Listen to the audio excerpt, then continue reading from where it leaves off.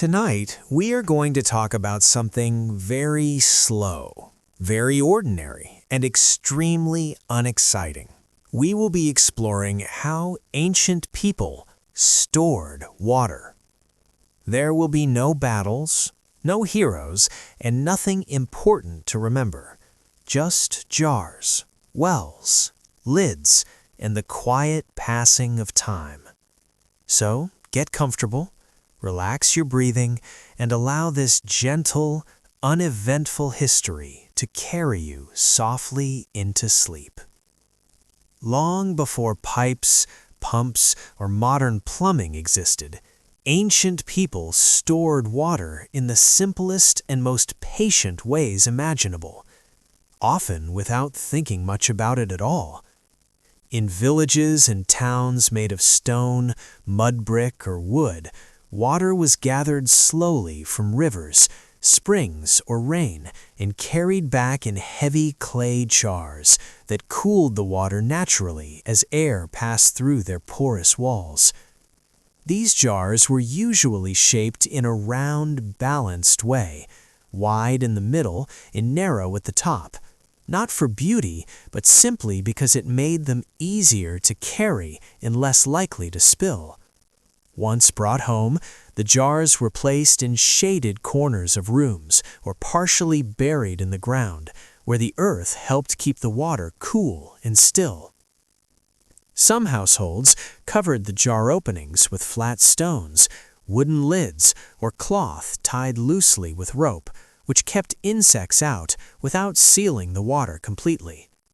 Over time, dust settled quietly on the lids, and no one rushed to clean it. Water was used slowly, poured carefully into smaller cups or bowls, and then the jars were refilled the next day in the same uneventful way. In warmer regions, people built simple wells lined with stone or packed earth, lowering buckets with ropes worn smooth from years of use. These wells did not change much from generation to generation, and neither did the routine of drawing water from them. The work was steady, repetitive, and quiet, marked only by the soft sound of rope sliding over stone and the gentle splash of water far below. Nothing dramatic ever happened, and that was exactly the point. The system worked, day after day, season after season, without interruption, allowing life to continue calmly and predictably, one jar of water at a time. As days passed in much the same way as the ones before them, ancient people continued their quiet relationship with water without giving it much thought. The jars remained where they had always been, resting against cool walls or nestled into shallow pits in the ground, their surfaces slowly collecting fine scratches and stains that no one bothered to remove. When water levels dropped, someone would notice, not urgently but casually, and decide it was time to walk back to the well or river. The rope would be lifted, the bucket lowered, and the familiar rhythm would repeat itself exactly as it had countless times before. Sometimes the rope creaked, sometimes it did not. The water was poured into the larger storage jar slowly, carefully, so it would not splash because splashing was unnecessary. In places where rain was rare, people carved shallow basins into stone roofs or courtyards, allowing rainwater to gather naturally when the sky felt generous. The water sat there quietly until it was needed, reflecting clouds, birds, or nothing at all. Over time, algae might form along the edges, and this too was accepted without concern. In warmer months, water evaporated little by little, and no one watched it happen. People learned to use what remained, measuring their needs without thinking much about it. Sometimes a jar cracked, and water seeped into the earth below, darkening the soil for a few hours before disappearing completely. The jar would be replaced eventually, but not right away. Life continued. Water was never dramatic, it simply existed, waiting patiently to be lifted, poured, stored, and forgotten again. And as evening settled in and the air cooled, the The jars stood silently in their places, holding nothing more exciting than water, doing exactly what they had always done, and nothing more. As the days slowly leaned toward evening, the role of water became even less noticeable, though it remained quietly essential. The jars that had been filled earlier sat untouched for long stretches of time, their surfaces cool to the hand, their contents completely still. No one stood watching them. Occasionally, someone would lift a lid, dip a cup, and return the lid to its place without ceremony. The level of the water lowered slightly, almost imperceptibly, and then remained that way for hours. In homes built of stone, the jars absorbed the chill of the walls. In mud brick houses, they held the gentle warmth of the day a little longer before releasing it into the night air. Wells, too, became quieter at dusk. The rope hung motionless. The bucket rested wherever it had been left, drying slowly as droplets slipped back into the darkness below. In courtyards, rain basins reflected the fading light, their surfaces smooth and undisturbed, holding the memory of the sky long after the stars began to appear. No one rushed to collect the last bit of water before nightfall. There was time tomorrow and the day after that, just as there had always been. As lamps were lit and doors were closed, the jars remained where they were, doing nothing at all. They would continue to do nothing through the night, holding their water in silence, waiting without effort or intention. And in that stillness, unmoving, unchanging, and deeply ordinary, the quiet work of ancient life gently came to rest, ending the day not with an event, but with the absence of one. Night passed without interruption, and nothing about the stored water changed in any meaningful way. The jars did not move, the wells did not echo with footsteps, the rain basins, if they held any water at all, reflected only darkness and the occasional slow-moving cloud. Inside the houses, the air cooled gradually, and the water cooled with it, resting patiently in its containers without sound or motion. Hours slipped by unnoticed. No one woke to check the jars, and no one needed to. When morning finally arrived, it did so quietly, with pale light touching the tops of walls and the edges of doorways. The jars looked exactly as they had the night before. A thin layer of dust had settled on the lids, and this too went unremarked. Eventually, someone passed by and brushed the lid aside, not out of urgency but habit, pouring a small amount of water into a cup and then setting everything back into place. The routine resumed as it always had, unchanged and unimportant. Wells were approached again, ropes lowered again, buckets filled again, each movement slow and familiar. In some places, a cracked jar was noticed and quietly replaced. In others, it was left alone, leaking just enough to darken the ground beneath it. There was no sense of improvement or decline, only continuation. Days followed days in this way, and water remained stored, poured, and stored again, without innovation or drama. And so the practice endured, not because it was remarkable, but because it required no attention at all, allowing life to pass calmly alongside it, one ordinary moment after another. As seasons slowly shifted, the way water was stored remained almost exactly the same. In warmer months, the jars sat deeper in the shade, and in cooler months they were drawn slightly closer to walls that held the day's warmth, though no one made a deliberate decision about it. These small changes happened naturally, without discussion or record. Over time, the jars themselves wore down, their surfaces smoothed by countless touches, their rims chipped in places where cups had been rested again and again. Some were repaired with simple bands of clay, while others were quietly replaced, leaving no sense of loss behind. Wells continued to offer water without comment, and rain basins filled and emptied according to the sky's slow intentions. Years passed, then decades, and still nothing about the process became more interesting. Children grew accustomed to the sight of water jars as part of the background of life, as ordinary as walls or doorways. Adults continued their routines without thinking about them, and elders remembered that things had always been this way, and likely always would be. Eventually, homes were abandoned, walls crumbled, and roofs collapsed, but the jars remained for a while longer, holding rainwater or dust or nothing at all. Even then, they served no dramatic purpose. They simply existed, quietly marking the place where water had once been stored and life had once moved slowly. And in that calm, uneventful persistence, the story of ancient water storage ends, not with a conclusion, but with silence, stillness, and rest. Long after the people were gone, long after footsteps faded from the paths to the wells, the places where water had once been stored remained quietly unchanged.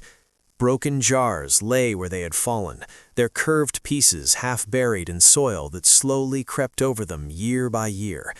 Wells filled gradually with leaves, dust, and time, their ropes long since worn away or dissolved, their buckets remembered by no one.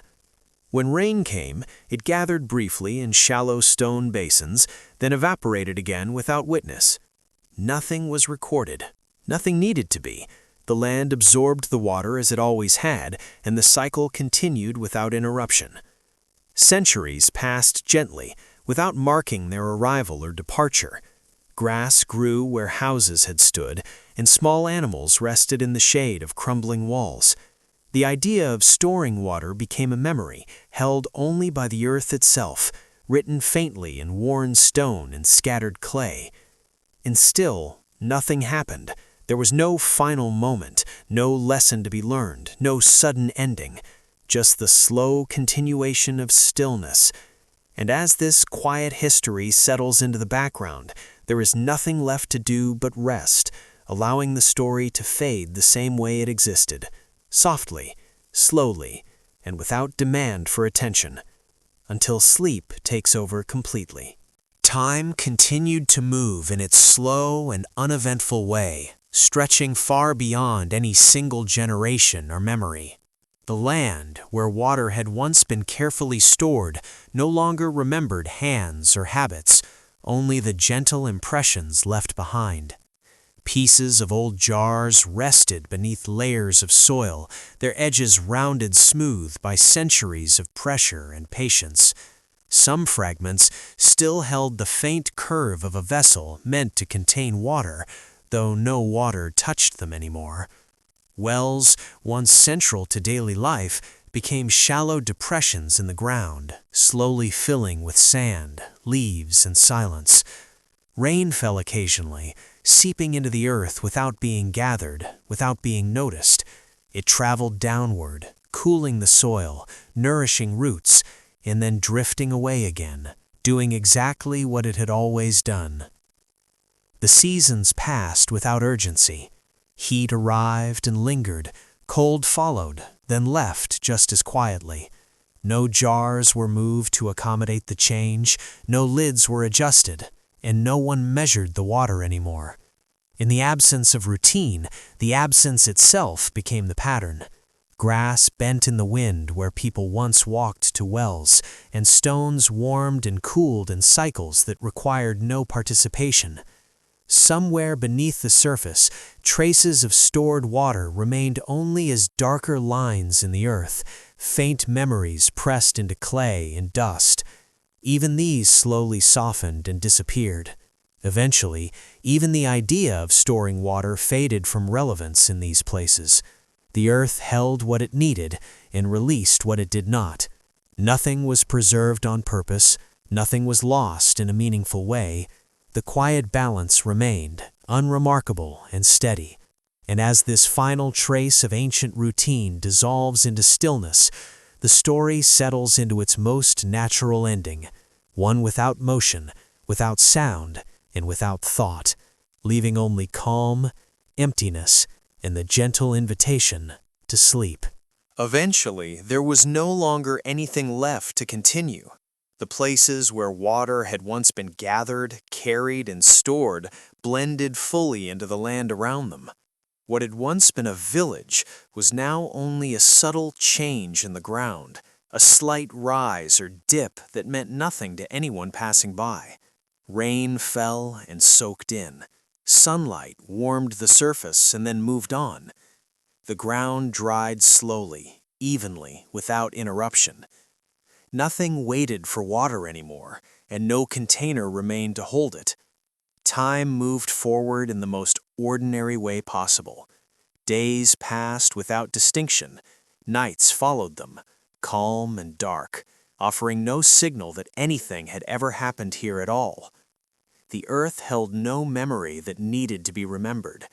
If water pooled briefly after rain, it did so without purpose, and if it disappeared, it left without consequence. The balance remained steady and unobserved. There were no endings to mark, no final moments to describe. The long practice of storing water had dissolved into the wider rhythm of the world, becoming indistinguishable from soil, air, and quiet. And in that complete stillness, where nothing begins and nothing concludes, the story rests fully, asking for no attention, offering no meaning, and gently allowing sleep to take over, just as it always does. After complete stillness had settled in, there was simply nothing left to observe.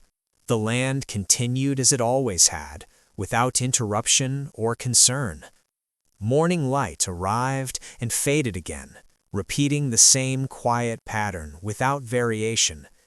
Shadows moved slowly across the ground, then disappeared, replaced by others just as soft and unremarkable. If water appeared, it did so briefly, resting in shallow impressions before sinking away again. No trace remained long enough to matter. The air changed temperature throughout the day, warming slightly, cooling slightly, never enough to draw attention. The soil remained still, holding no containers, no wells, no memories of careful storage. Wind passed over the surface, brushing through grass or empty space, making no sound worth listening to. Even time itself felt unimportant here, stretching forward without marking its progress. Nothing asked to be done. Nothing waited. There was no repetition because there was no routine left to repeat. The story no longer moved forward, but it did not end either. It simply remained, resting in the background, quiet and inactive. And with nothing left to follow or remember, the mind is free to let go completely, drifting away from the last faint traces of history into rest, where even this uneventful story gently disappears. Even after centuries, the land itself held on to the faintest traces of human presence, though not intentionally. Small depressions in the soil, subtle changes in the color of the earth, hints of compacted paths. These were all that remained. Rain fell softly, soaking evenly into the ground. When the sun rose, it warmed the soil gently, and when it set, it left the night cool and undisturbed. Occasionally, a small animal paused where a jar might once have stood, sniffed the air, or stepped lightly over a stone, and then continued on. Nothing changed, nothing hurried, and nothing remembered them. The earth moved in its ordinary ways. Roots grew slowly, insects carried grains of soil, wind shifted sand. The faint impressions of water jars and wells dissolved further with every passing season, yet even as they disappeared completely, the land retained a calm balance.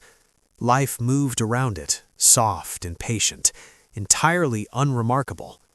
In this quiet persistence, the memory of water, of storage, and of human hands became part of the soil itself, unobserved and unneeded.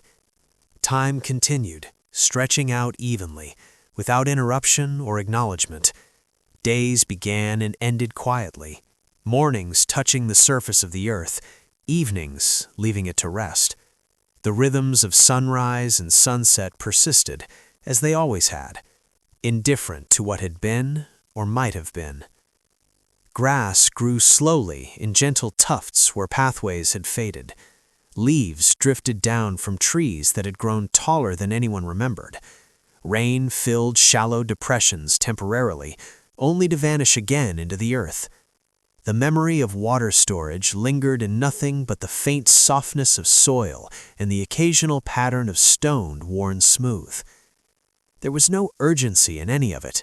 The wind carried whispers that meant nothing. Shadows shifted lazily and then vanished. Even the passing of animals, the rustle of small creatures, was gentle and unobtrusive, blending seamlessly into the quiet rhythm of a world that no longer needed water to be stored, no longer needed anything at all. Eventually, all traces of deliberate action faded. Stones crumbled, clay dissolved into dust, roots grew through once tidy spaces.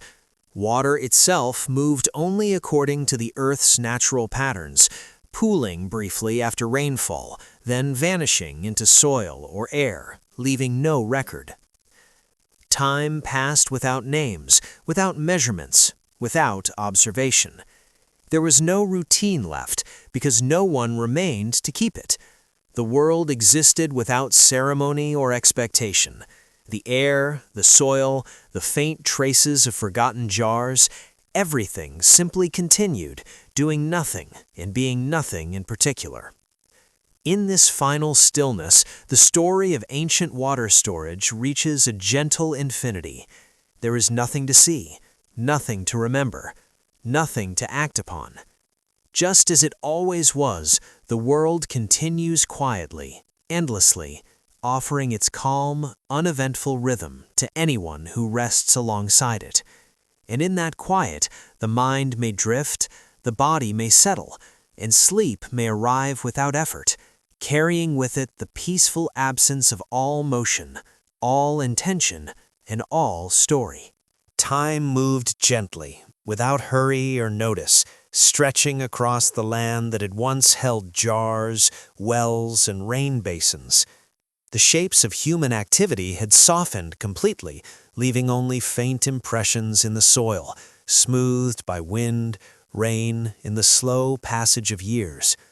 Stones warmed in the sun, cooled under shade, and then rested in the quiet balance of the earth. Occasionally, rain fell softly, pooling in shallow dips before seeping into the soil. No one watched, no one measured. The water simply returned to the earth as it always had, doing exactly what it had always done. Wind passed over the land, brushing through grass, bending it just enough to leave gentle patterns, then moving on without sound. Animals came and went, small and careful, leaving traces that vanished as quickly as they appeared. Even memory itself had softened here. The act of storing water, once essential to life, had become a quiet suggestion in the earth, barely noticeable. Wells had turned to depressions, jars to fragments, rain basins to shallow marks, and still the land remained balanced, calm and patient, holding what it needed and releasing the rest. In this soft whisper of time, there is nothing to attend to, nothing to remember, nothing to act upon. The world exists simply, evenly, without ceremony. And in this quiet, the mind may drift, the body may settle, and sleep may arrive, carried gently by the unchanging, uneventful rhythm of life that once was and that continues softly in stillness. The land continued in its quiet, ordinary way. Stones lay where they had fallen, roots stretched slowly through soil, and fragments of jars rested, half-buried and softened by time. No hands touched them. No lids were lifted, no buckets lowered. Water, when it arrived, gathered briefly in shallow depressions, then seeped into the earth, evaporated, or disappeared unnoticed. Days passed evenly. Sunlight moved across the ground in steady arcs, warming patches of soil, casting gentle shadows that shifted without urgency. Nights followed, cool and dark, offering no signal that anything had ever happened here. Wind moved softly through grass, rustling leaves just enough to leave quiet patterns before moving on. Even the memory of human routines had faded. Wells, once central to life, were now subtle changes in the earth. Rain basins, once carefully carved, were indistinguishable from natural dips in soil or stone. The act of storing water had dissolved into the rhythm of the land itself. Nothing required attention, nothing demanded effort. In this endless quiet, there is nothing to see, nothing to do, nothing to remember. Time drifts forward without distinction. The earth holds what it needs, releases the rest, and continues evenly, without ceremony.